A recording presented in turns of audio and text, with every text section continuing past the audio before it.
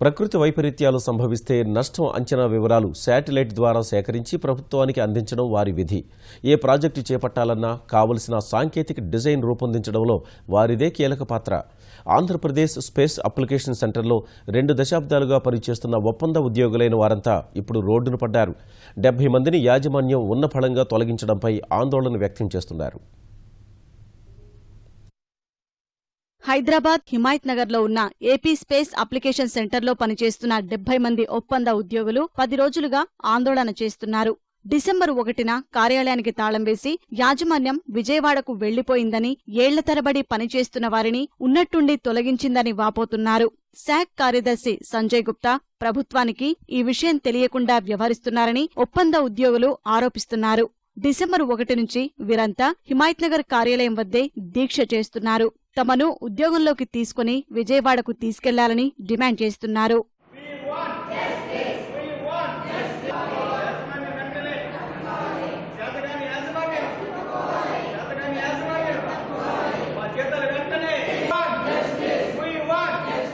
రాష్ట్రంలో ఎన్నో ప్రాజెక్టులకు శాక్ ద్వారానే రూపకల్పన జరిగింది.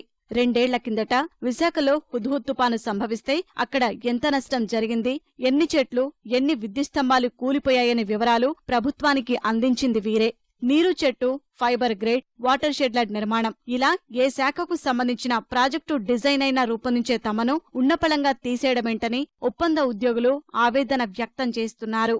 సంజయ్ గుప్తా గారు ఐఎఫ్ఎస్ అండి. ఆయన వచ్చి ఆయన టెక్నికల్ నాలెడ్జ్ లేక ఆయనకి ప్రాజెక్టులు తీసుకురాకుండా ఎవరైతే నార్త్ ఇండియన్స్ ఉన్నారో వాళ్ళని 2013లో ఒక్కొక్కరి దగ్గర 10 లక్షల దాకా తీసుకున్నారు, లంచాలు తీసుకుని వాళ్ళకి పోస్టులు ఇచ్చారు. కానీ తెలుగు వాళ్ళని ఎంకరేజ్ చేయలేదండి. మేము ఏమని చేసామంటే టెక్నికల్ డైరెక్టర్ కావాలి, మాకు ప్రాజెక్టులు వస్తే మా జాబ్స్ నిలబడతాయని మేము రిక్వెస్ట్ చేసిన దానికి ఆయన ఇంకా ఈగో ఫీల్ అయిపోయి మీరు నన్నే ఎదిరిస్తారా అని చెప్పేసి మమ్మల్ని అందరినీ తీసేస్తూ నోటీస్ జారీ చేశారండి. మా ప్రాబ్లం ఏంటంటే సిఎస్ గారి దగ్గరికి, మాకు చంద్రబాబు నాయుడు గారి దగ్గరికి ఈ విషయాన్ని తీసుకెళ్లాలని మేము అనుకుంటున్నాం సార్. మాకు ఏదైనా న్యాయం చేయాలంటే సిఎస్ గారే చేయాలి. ఎందుకంటే లాస్ట్ ఇయర్ వరకు కూడా మాకు చైర్మన్ గా ఆయనే ఉన్నారు. మాకు విజయవాడ తీసుకెళ్లేంత వరకు మేము ఎలాంటి ప్రాబ్లమ్స్ అయినా ఫేస్ చేస్తాం సార్. ఆ కాంట్రాక్ట్ రెన్యువల్ మాకు ఇవ్వాలి సార్.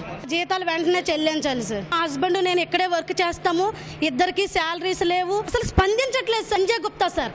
సంజయ్ గుప్తాకి సపోర్ట్ చేసింది జి ప్రసాదరావు సార్. వీళ్ళిద్దరిని వెంటనే తొలగించాలని మేము చంద్రబాబు నాయుడు గారిని కోరుకుంటున్నాం సార్. మేము ఈ జాబ్ మీదే బ్రతుకుతున్నాం సార్. ఇలాంటిది ఇలా 3 months వరకు శాలరీ వేయకపోతే మేము ఏమైపోవాలి సార్? మా పిల్లలు ఏమవ్వాలి సార్? ఆందోళన చేస్తున్న ఒప్పంద ఉద్యోగులకు తెదేపా Telangana MLA R Krishnaiah, AP gazetted ఉద్యోగుల సంఘం అధ్యక్షుడు కృష్ణయ్య సంఘీభావం తెలిపారు. ఈ విషయాన్ని ముఖ్యమంత్రి చంద్రబాబు దృష్టికి తీసుకెళ్తామన్నారు.